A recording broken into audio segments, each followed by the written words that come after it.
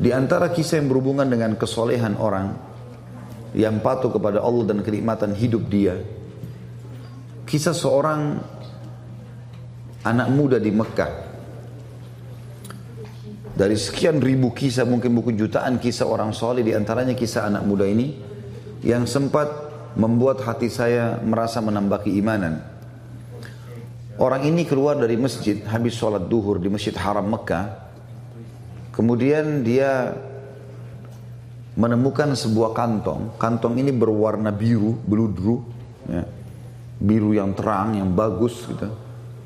Kemudian dia buka kantong tersebut dan dia temukan di dalamnya ada permata zamrud. Termasuk permata yang mahal. Di dunia ini pun sampai sekarang di masa kita juga dikenal dengan permata yang mahal.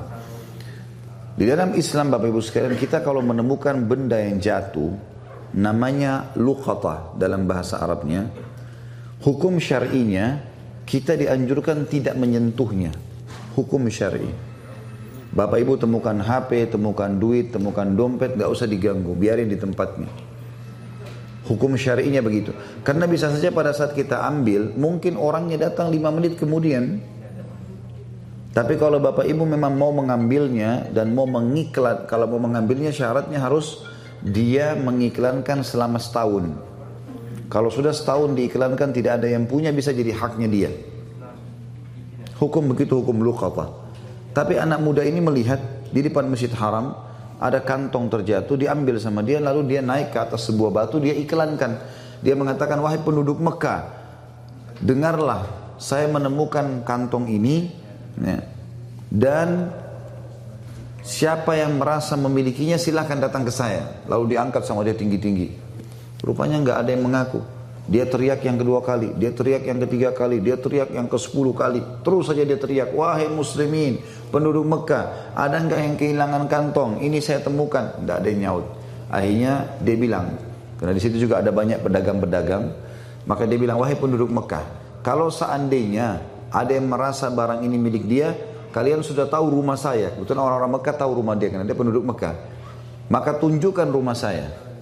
Dengan hikmah Allah, baru saja anak muda ini pulang ke rumahnya, ada satu orang tua lewat di situ, sudah berjenggot putih, naik ke batu yang sama, cukup tinggi, lalu dia teriak, wahai penduduk Mekah, apakah ada di antara kalian yang melihat kantong saya yang jatuh?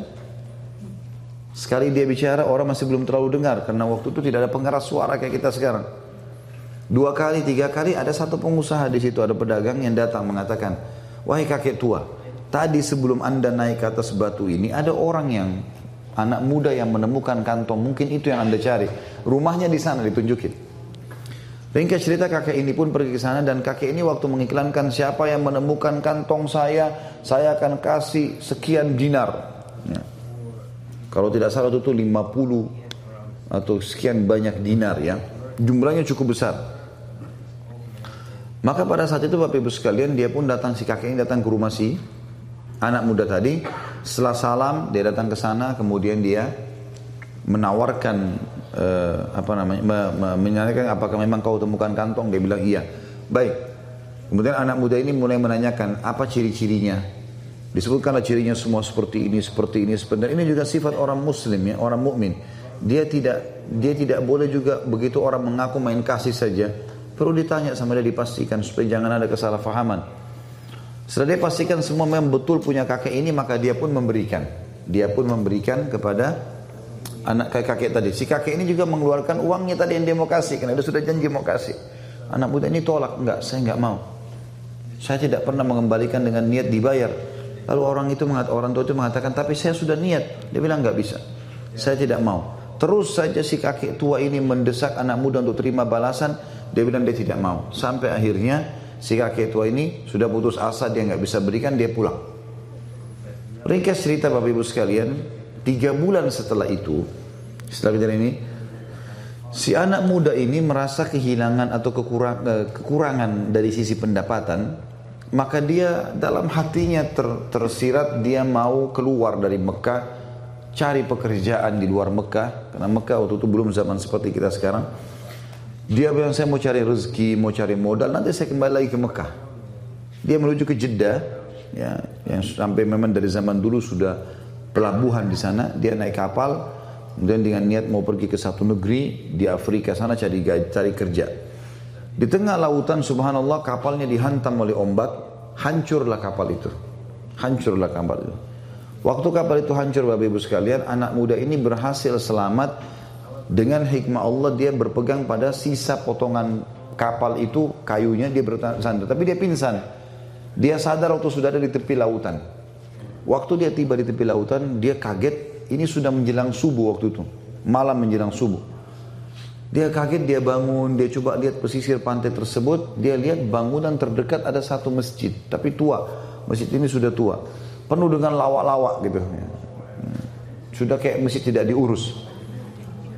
Dia lihat ya, sarang laba-laba.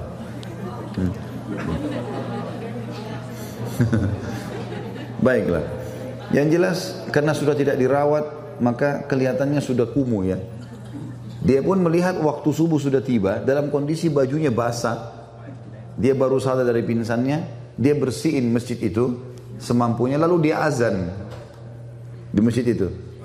Waktu dia azan, rupanya masyarakat sekitar situ dengar itu kalau ada azan.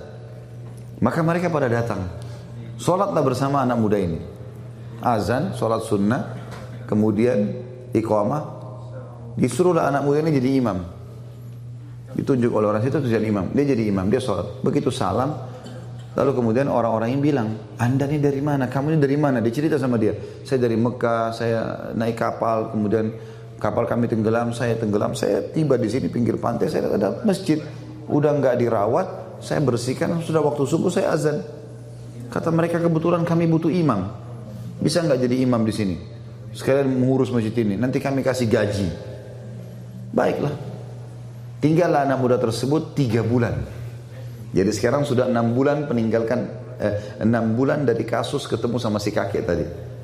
Kakek itu tinggalkan rumahnya tadi di Mekah 3 bulan, kemudian dia baru keluar dari Mekah. Setelah itu tiba di pulau ini 3 bulan lagi dia tinggal jadi imam. Setelah 3 bulan rupanya karena dia anak muda yang hafal Quran, dia juga punya ilmu syar'i, ilmu agama yang bisa diajarkan, maka masyarakat sempat suka dengan dia. Lalu dimintalah dia untuk menikah dengan salah satu anak gadis di pulau itu gitu. Apakah kami mau kau nikah dengan anak gadis ini? Bersedia? Dia bilang baiklah. Dia mau menikah karena memang dia masih bujang belum menikah. Kemudian pada saat itu Bapak Ibu sekalian didatangkanlah wanita. Seorang anak gadis pakai cadar, tapi di bagian lehernya wanita itu ada kalung, dan kalung itu diikat, ada permatanya itu batu zamrud warna biru. Maka si anak muda ini waktu perempuan tadi datang di depannya, buka cadarnya, matanya tertuju ke batu itu. Orang-orang di sekitar itu bilang, hai anak muda, kau zalimi perempuan ini. Kami datangkan untuk kau lihat wajahnya. Sunnah Nabi SAW kalau mau menikah melihat wajah wanita dan telapak tangannya. Tapi kenapa kau lihat perhiasannya? Gitu kan? Kata anak muda ini, saya punya kisah dengan perhiasan ini, batu ini. Saya sangat yakin batu ini yang saya temukan 6 bulan lalu di Mekah. Dan kisahnya saya temukan, saya iklankan, terus datang seorang kakek tua yang mengaku. Begitu dia bilang kakek tua, tiba-tiba ya, orang-orang di masjid itu mengatakan Allahu Akbar, bertakbir semua. Kata anak muda ini, kenapa kalian bertakbir? Kata mereka, apa kau tahu siapa kakek tua yang kau temuin itu? Dan kisah yang kau sampaikan tentang batu permata, betul permatanya ini dia. Kata anak muda ini, tidak, saya tidak tahu. Kata mereka, itu adalah ayahnya anak perempuan ini. Ayahnya anak perempuan ini. Semenjak dia pulang ke pulau ini 3 bulan lalu, gitu kan, 6 bulan lalu dia pulang ke pulau ini, dia bilang dia selalu cerita tentang kamu. Dan dia meninggal sekitar 3 bulan, beberapa hari setelah dia pulang. Dan itulah sebabnya kenapa masjid ini tidak diurus, karena dia dulu imam di sini, nggak ada yang bisa gantiin. Dan dia sebelum meninggal berdoa, dan kami dengar dia berkata, ya Allah, jadikanlah anak muda di Mekah itu jodoh anak saya. Itu kisah nyata. Kata anak muda ini, subhanallah, saya menikah dengan istri saya ini, maka permata itu yang tadinya dia kembalikan karena Allah nggak mau terima balasan, gitu kan? Dia bilang, saya kembalikan, sekarang menjadi milik saya sama istri saya. Berjalan 6 bulan pernikahan selanjutnya, dengan hikmah Allah ajal istri saya datang, meninggal. Maka saya menjadi pewaris tunggalnya permata itu. Dia kembalikan tadi karena Allah. Allah balas dia, permata itu jadi punya dia. Kuasa Allah Subhanahu wa ta'ala. Ada banyak kisah berhubungan dengan seperti ini.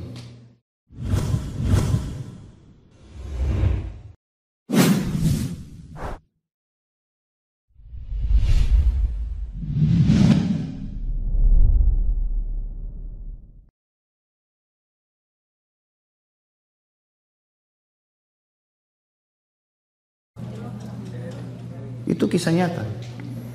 Kata anak muda ini, subhanallah, saya menikah dengan istri saya ini, maka permata itu yang tadinya dia kembalikan karena Allah, nggak mau terima balasan, gitu kan? Dia bilang saya kembalikan sekarang menjadi milik saya sama istri saya. Berjalan 6 bulan pernikahan selanjutnya, dengan hikmah Allah ajal istri saya datang, meninggal. Maka saya menjadi pewaris tunggalnya permata itu. Dia kembalikan tadi karena Allah. Allah balas dia, permata itu jadi punya dia. Kuasa Allah Subhanahu wa ta'ala. Ada banyak kisah berhubungan dengan seperti ini.